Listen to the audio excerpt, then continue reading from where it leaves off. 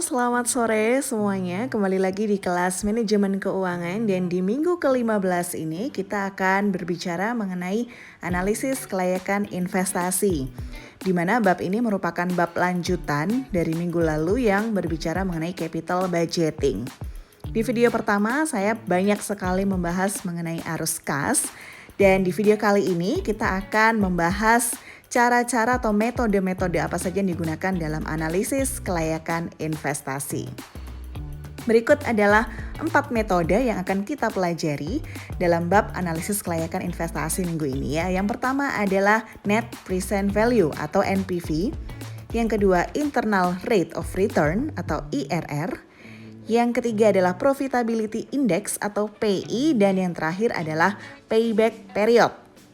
Metode-metode ini umum digunakan untuk menilai sebuah usulan investasi layak atau tidak layak. Kita akan mulai dengan contoh yang menggunakan soal aliran arus kas. Seperti yang sudah kita pelajari minggu lalu, misalkan saja ada usulan investasi 5 tahun. Di awal atau tahun proyek 0, seperti pada umumnya, kita pasti akan mengeluarkan modal terlebih dahulu sehingga cash flow kita pasti minus. Kalau di contoh ini kita minus 1.500. Kemudian di tahun pertama project diharapkan akan ada cash income gitu ya, inflow cash sebesar 250. Selanjutnya di tahun kedua 350 hingga di tahun kelima ada 650 cash yang masuk dalam proyek ini. Di akhir proyek ada terminal cash flow sebesar 1.000. Bisa jadi ini adalah kita menjual mesin gitu misalkan ya, sehingga ada cash yang masuk sebesar 1.000. Kita akan mulai dengan perhitungan analisis kelayakan investasi yang paling mudah yaitu payback period. Apakah dengan metode payback period ini usulan investasi tadi dapat diterima atau enggak? Rumusnya seperti yang ada di slide ini teman-teman, dan prinsipnya jika kita menghadapi beberapa opsi project atau pilihan investasi, maka kita harus memilih yang memiliki payback period yang paling cepat. Ya, dan ini ditandai dengan angkanya yang paling kecil. Baik, langsung saja kita beri contoh perhitungan payback period di soal yang tadi ya. Oke, bisa Anda lihat di slide saya. Jadi di kolom yang sebelah kiri itu adalah soalnya, tapi saya tambahkan satu kolom bantuan yaitu kumulatif net cash flow. Di sini adalah untuk membantu perhitungan PBP. Jadi misalkan di tahun ke-0 kita ada initial cash flow kita minus 1.500, modal awal kita adalah minus 1.500, kemudian di tahun pertama ada cash masuk 250, sehingga kumulatif net cash flow kita menjadi minus 1.250. Dan seterusnya hingga tahun keempat, ada masuk cash sebesar 550 yang menyebabkan kumulatif NCV kita menjadi plus 100. Dan di tahun kelima, net cash flow-nya sudah ditambah dengan terminal cash flow ya. Tadi terminal cash flow-nya adalah 1.000 dan cash flow di tahun kelima 650. Kita jumlahkan menjadi 1.650. Nah, di sini bisa kita lihat ya bahwa payback periodnya ditandai dengan ketika NCF berubah dari minus menjadi plus, yaitu di tahun ketiga ya dan di akhir tahun keempat. Jadi dengan menggunakan rumus yang ada di slide sebelumnya ya, yaitu PBP menjadi sama dengan 3 karena 3 adalah akhir angka NCV minus teman-teman ya. Ditambahkan dengan 450 dibagi 550 menjadi 3,81. Satuannya adalah tahun. Dan karena terjadinya sebelum umur proyek berakhir, PBP-nya adalah kurang dari 5 tahun, maka proyek ini bisa dikatakan dapat diterima. Mari kita lanjut ke metode yang kedua, yaitu adalah metode NPV atau Net Present Value. Oke, jadi ini adalah beberapa catatan yang harus kita perhatikan dalam menghitung atau menganalisis kelayakan investasi dengan metode NPV. Jika kita ingin menghitung NPV, maka kita harus memproses data cash flow-nya atau net cash flow-nya. Jadi kalau data itu masih dalam bentuk laba, jangan dipakai. Kita harus proses dulu supaya dia menjadi arus kas bersih. Baru kita mulai cari NPV-nya. Dan arus kas bersih itu didapat dari laba bersih ditambahkan sama depresiasi. Oke, dan project atau investasi itu bisa diterima kalau NPV-nya adalah positif. Nah, kalau kita dihadapkan pada dua project investasi yang dua-duanya positif, kita harus pilih NPV yang paling positif. Oke? Nah, apabila kita menghitung NPV, harus kita ketahui bahwa di tahun pertama hingga tahun kelima itu kan kita memiliki cash flow yang positif. Namun sebenarnya di tahun ke-0 itu kita sudah mengeluarkan modal kan, jadi ada yang minus di situ cash flow-nya. Oke, kita harus pahami itu dulu. Jadi di case investasi itu harus dikurangi ya kalau kita mencari present value dari masing-masing tahun pertama hingga tahun kelima, kemudian harus kita kurangi dengan initial investment kita di tahun ke-0, yaitu minus 1.500 kalau di contoh soal ini ya. Untuk memudahkan perhitungan menggunakan NPV, maka kita harus dibantu oleh satu kolom lagi. Nah, kolom itu saya sebut sebagai kolom discount factor. Seperti apa? Saya akan coba jelaskan dari rumus NPV tadi. Jadi kalau misalkan kita breakdown rumus NCF per 1 plus I pangkat 1 itu kan sama dengan NCF dikali 1 plus 1 per 1 plus I pangkat 1. Nah, yang saya lingkari itu 1 per 1 plus I pangkat 1 itu adalah sama dengan PVIF atau discount factor-nya. Jadi kalau di tabel, nah ini kita bisa akhirnya menambahkan satu kolom discount factor gitu kan di sebelahnya net cash flow. Nanti tinggal dikali tuh net cash flow dikali sama discount factor-nya tadi. Nah ini dia contohnya dengan menggunakan soal yang sama ya pada soal payback period tadi. Jika menggunakan WACC-nya adalah 10% untuk penghitungan diskon factor-nya tadi atau faktor diskontonya tadi, maka NPV akan menjadi seperti di bawah ini teman-teman.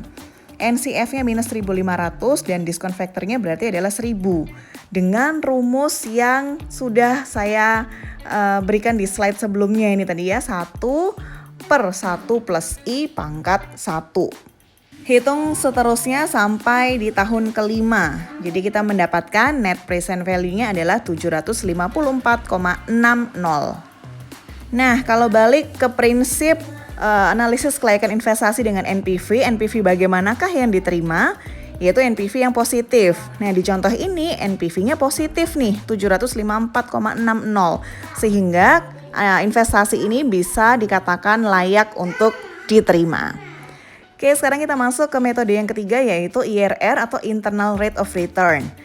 Atau yang dimaksud IRR adalah tingkat persentase yang akan membuat NPV-nya menjadi 0. Nah, prinsip rumusnya seperti yang ada di slide ini teman-teman. Sama kayak mencari NPV, namun dalam IRR kita sudah diharapkan untuk mendapatkan NPV sama dengan 0. Sehingga yang jadi pertanyaan justru adalah berapa ya persen IRR ini supaya bisa menjadikan NPV-nya sama dengan 0. Nah, sebelum ditemukan teknologi canggih perhitungan zaman sekarang, dulu mencari IRR supaya NPV 0 itu adalah memang dengan trial error, teman-teman. Jadi kalau dalam case atau soal ini kita akan mencoba dengan cara tradisional atau trial error ini supaya kalian lebih memahami bagaimana cara mencari IRR sehingga NPV jadi 0 ya. Kalau di soal itu WACC-nya adalah 10% menghasilkan NPV sama dengan 754,6 sehingga logikanya kita harus menaikkan IRR atau persentase ya supaya mendapatkan NPV yang lebih kecil daripada 754. Kalau di case ini itu ekstrim ya, saya coba menaikkan hingga 25,4% dan didapatkan NPV sebesar minus 96,50%.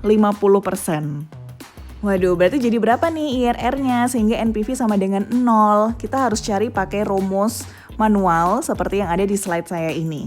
IRR adalah sama dengan I1. I1 adalah tingkat diskonto yang menghasilkan NPV positif, teman-teman ya. Ditambah dengan NPV 1-nya per NPV 1 minus NPV 2 dikali sama I2 minus I1. I2 tadi adalah tingkat diskonto yang menghasilkan NPV negatif. I1 adalah tingkat diskonto yang menghasilkan NPV positif. Oke. Kita coba masukkan angka-angka ini tadi ya. Kalau dalam case tadi saya coba di angka 25,4% ya, itu menghasilkan NPV-nya negatif. Sehingga kalau dihitung akan menjadi seperti ini. 10% adalah I1 ya, ditambah dengan 754,6, ini adalah NPV yang pertama, dibagi dengan 754,6 dikurangi minus 96,5. Ingat ya, minus ketemu dengan minus akan menjadi positif. Gitu ya teman-teman ya. Dikalikan dengan 25,4% ya, dan dikurangi 10%.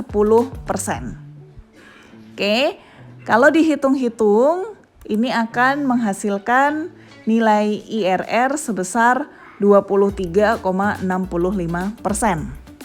Sekarang pertanyaannya, dengan metode IRR ini apakah proyek ini dapat diterima? Nah, kita harus kembali ke prinsip IRR. Di situ saya sudah lingkari merah. Kita harus memilih IRR yang persentasenya positif dan lebih besar daripada persentase WACC-nya. Sekarang kita lihat dulu di angka 23,65% ini apakah positif? Iya, positif. Dan apakah lebih besar daripada WACC yang 10%? Iya juga. Jadi proyek ini layak untuk diterima. Oke, sekarang kita akan masuk ke case mutually exclusive project atau investment. Nah, kalau misalkan kalian melihat tabel perbandingan hasil penilaian berdasarkan ketiga metode yang sudah kita pelajari sebelumnya, ada project A, project B, sama project C. Ada metode payback period, net present value, sama internal rate of return. Menurut kalian, mana yang sebaiknya dipilih oleh perusahaan jika perusahaan itu hanya boleh mengambil satu proyek saja? Jadi itu yang dimaksud sama mutually exclusive project ya. Perusahaan itu hanya boleh mengambil satu proyek aja. Nah, kalau kita lihat dari metode payback period, proyek A itu kita terima ya, karena yang paling cepat 2 tahun udah balik modal ya. Kemudian yang kedua, kalau dari metode net present value, kalau proyek A pasti nggak diterima karena negatif nilainya. Proyek B dan proyek C positif. Dan yang lebih besar adalah proyek B, sehingga kita akan menerima proyek B. Terus kalau kita lihat dari internal rate of return atau IRR-nya, mana yang positif ya, ternyata ada proyek B sama proyek C. Dan mana yang lebih besar, yaitu yang proyek C. Nah, kalau ada seperti ini, mana yang kita pilih nih ya? Yang kita pilih ya, berdasarkan kesepakatan banyak akademisi dan juga praktisi, itu memutuskan bahwa NPV itu lebih diprioritaskan ketimbang IRR dan juga payback period ya, jika terjadi peristiwa mutually exclusive atau memang harus memilih salah satu ya dari sekian proyek yang diusulkan. Sehingga dari case yang sudah saya sampaikan, kita akan memilih proyek yang B ya, karena net present value-nya lebih besar daripada proyek yang C dan A ya. A justru negatif ya net present value-nya. Well, sekarang kita langsung masuk ke metode yang keempat, yaitu profitability index atau PI. Jadi project yang memiliki PI yang di atas angka 1 lah ya, yang pada dasarnya bisa diterima. Semakin tinggi semakin baik. Dan rumus PI itu adalah total semua PV yang ada dibagi dengan IO atau initial investment. Dan harap diingat ya, total PV ini nggak sama NPV. Total PV adalah akumulasi dari beberapa periode arus kas masuk yang telah di-PV-kan sesuai dengan tingkat diskontonya. Sedangkan NPV itu adalah selisih antara PV NCF dengan initial investment-nya. Oke, jadi bisa kita hitung berapakah PV-nya, itu nggak pakai initial investment ya, karena itu adalah NPV, jadi tanpa project tahun ke-0. PV yang dijumlahkan adalah yang dilingkari merah saja, dari tahun pertama hingga tahun kelima. Berapa PI-nya? Nah, ini dijumlahkan, totalnya adalah 2.254,6 dibagi dengan initial investment-nya, yaitu 1.500, sama dengan 1,50. Dengan metode PI, apakah proyek ini diterima? Ya, diterima karena nilainya adalah lebih besar dari 1. Baik, sekian perkuliahan saya sore hari ini. Terima kasih atas perhatiannya dan sampai ketemu di ujian akhir semester. Wassalamualaikum warahmatullahi wabarakatuh.